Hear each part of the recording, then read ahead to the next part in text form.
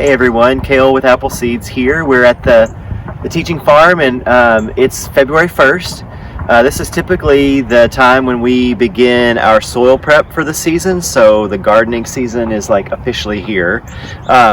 We are in the middle of winter, we're about to get some really cold temperatures, but this is a really good time to do more in terms of garden prep beyond just ordering seeds and starting seeds at home or in your greenhouse, which a lot of people have already started doing, you know, even as far back as maybe late December.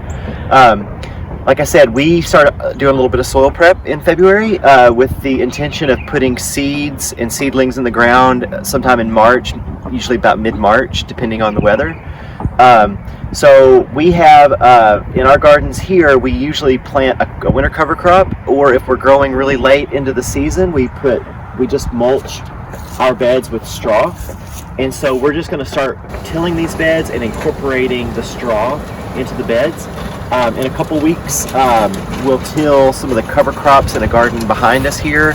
That will be a summer garden. Right now we're prepping the spring beds for all of the cool weather crops that we have started in our greenhouse. Other things you can do this time of year is really, this is when the days start to get a little bit longer. Maybe we might get some warm days along with the cool. It might start raining a little bit, is to take care of your winter weeds. They're really going to start growing now.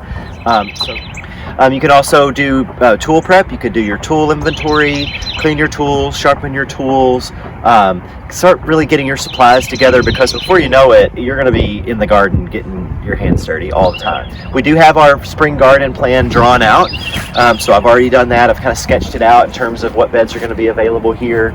We do have a few winter crops still growing, and there may still be some beds full of winter crops in March.